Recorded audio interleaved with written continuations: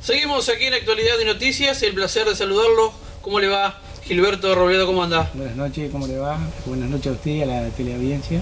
¿Cómo viene la labor del orden diario aquí en nuestra ciudad?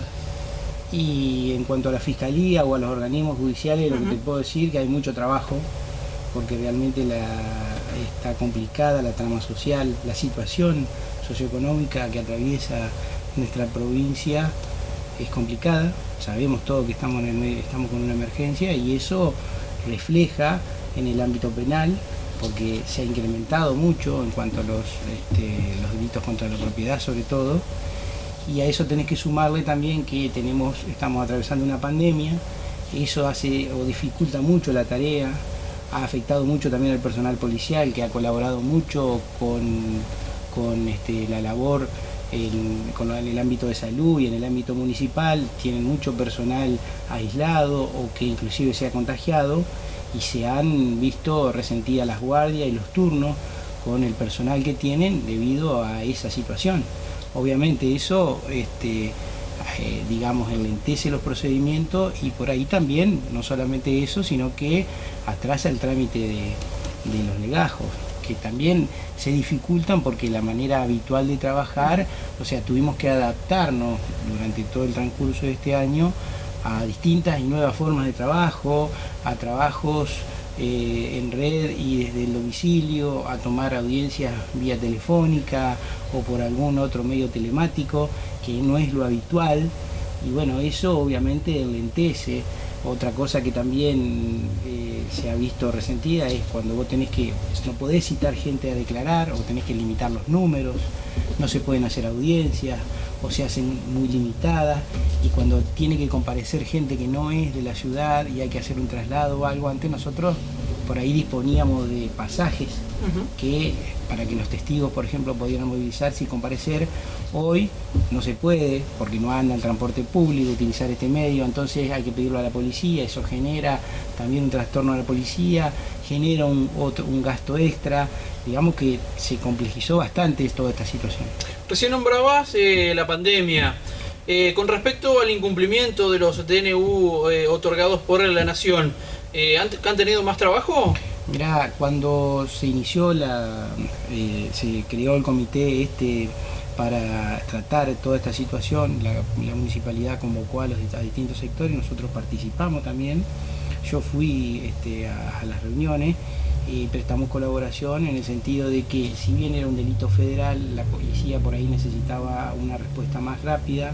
Nosotros asumimos el compromiso y colaboramos en todo lo que fue la prevención para tratar de que la gente cumpla con lo que era en su momento el aislamiento y lo que se había fijado en su momento también de la prohibición de salir, de realizar reuniones sociales, en fin, de sociabilizar.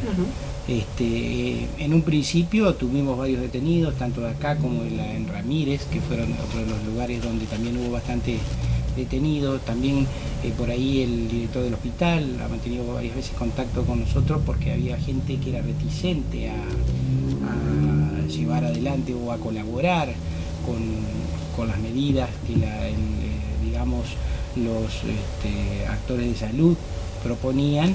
Y bueno, obviamente la que ha hecho la mayor labor en todo esto es la policía, que es la que ha estado siempre permanentemente colaborando y ayudando sobre todo al sector de salud y a la municipalidad. Ahora, somos difíciles los argentinos, bueno, en este caso los diamantinos, ¿no? Para quedarnos en casa. Yo diría, no excede a los diamantinos, los argentinos. Los argentinos, sí. Sí, el latino es complicado, es la realidad. Sin dudas, sin dudas. Recién nombrabas al comienzo también la situación habitacional que se ha visto agravado. Yo recién, antes de comenzar esta entrevista, expuse que me parecía que algunos agentes habían actuado debido a lo que sucedió en Echeverre o en Guernica. ¿Tiene que ver algo de esto, con las usurpaciones, la toma de viviendas, terrenos? Mirá, digamos que acá tuvimos 2 o 3 casos. Había uno en el sur, Guernica, el que vos decís, y el de Echeverre, que fueron casos que tuvieron mayor resonancia a nivel nacional en cuanto mediática, en cuanto al hecho en sí. Pero esto no quiere decir que no había antes usurpaciones o que este delito no se veía que se llevara adelante. Yo creo que viene por una cuestión de que ahora, vuelvo a decir, tomaron mayor publicidad, digamos, esas causas.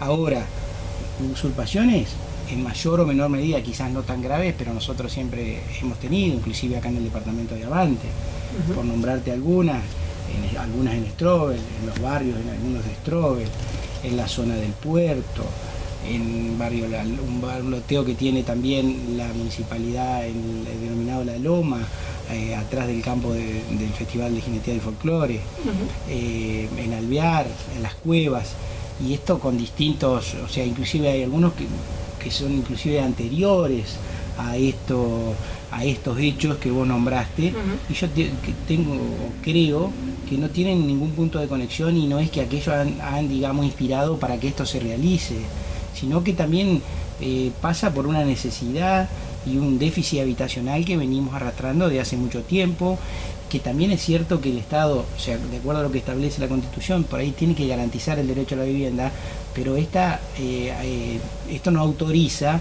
a que uno por mano propia tome un inmueble, tome un terreno, se adueñe de ese terreno y ejerza el señorío, como quien dice, sobre el mismo, el dominio, y construya y haga lo que quiera, porque para eso uno tiene que ajustarse al marco legal que tenemos vigente, desde la Constitución para abajo. Ahora, qué complicado para el dueño en este caso, una casa, que gente se ubique y quede dentro, más teniendo niños, digo, es difícil para el dueño, ¿no? Luego... Es difícil para el dueño porque generalmente lo que se hace es, hay menores en el medio, claro, y se utiliza a los menores como un elemento de presión para tratar de evitar el lanzamiento o el desalojo.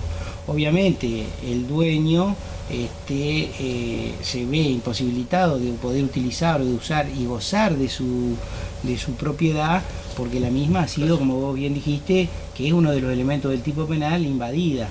Y además también todos los destrozos y los perjuicios que se le hacen a algún inmueble. Porque casualmente, mirá, ahora que vos mencionás, me viene a la memoria una causa en Ramírez, donde había 3 viviendas y una familia que habían tomado, y los perjuicios que se causaron después del lanzamiento fueron bastante importantes, porque le faltaron muchas cosas al inmueble.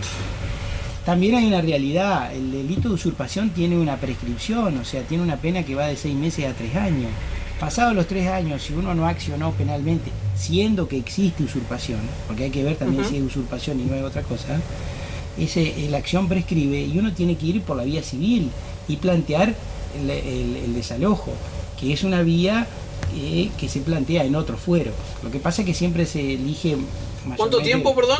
3 años, el sí, monto de la pena.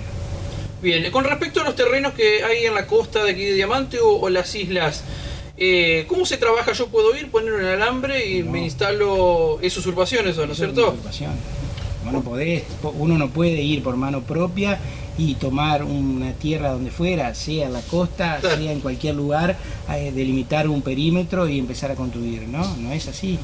O sea, si uno quisiera, existe dentro del fuero civil como una figura dentro del Código Civil, que es la usucapión, y es la pérdida o la adquisición de un derecho para el transcurso del tiempo. Yo puedo ejercer el dominio en un terreno que puede ser que yo no conozca que tenga dueño, por ejemplo, y yo voy, hago un alambrado, construyo una pequeña vivienda, bajo la luz, empiezo a pagar los impuestos, y con el correr del tiempo, si esa posesión que se llama pasa un determinado tiempo, que son 10 años si es de buena fe o 20 años si es de mala fe, yo puedo hacer un planteo y hacer lo que se llama un juicio por usucapión, donde yo le pido a un juez que me la adjudique la propiedad.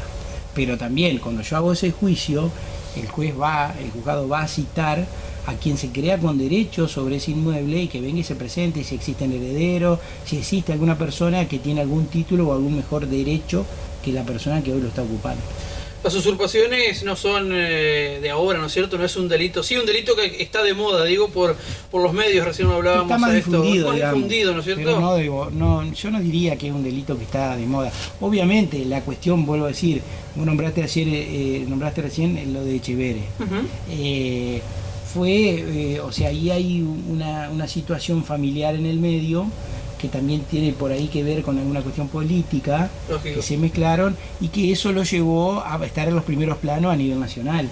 Sí, se hizo mediático rápidamente. Claro, Sí. rápidamente se puso, digamos, en el tapete en todos los medios a nivel nacional. Recién también me quedó de esta charla, ya para ir cerrando, el contexto social ha hecho que aumentaran en demasía, ¿no es cierto?, las usurpaciones también. Sí, obviamente. O sea, Social y económico, digo, ¿no? Exactamente. Hay un déficit habitacional que viene de hace mucho tiempo y que evidentemente... Hoy lo vemos reflejado se más. ve, claro, y sumado a ello que por ahí a una familia poder pagar un alquiler, conseguir un inmueble para poder alquilarlo es bastante difícil. Los requisitos que se solicitan a veces son muchos y no se pueden cumplir. Bueno, toda esa situación genera a veces en este tipo de delitos. Lo que no quiere decir que esté bien, por supuesto. No, porque no, o sea, esto no justifica No. que uno procede de esa forma, igual que como por ahí se hace de que porque haya menores no se los va a sacar.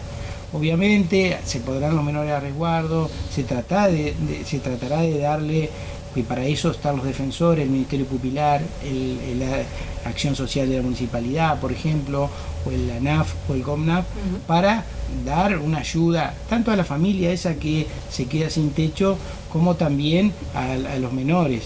Pero esto no significa que uno va a dejar o va a permitir que el delito, porque es un delito continuado, mientras las personas están adentro el delito se está ejecutando. Claro. Entonces no podemos permitir que eso sea así.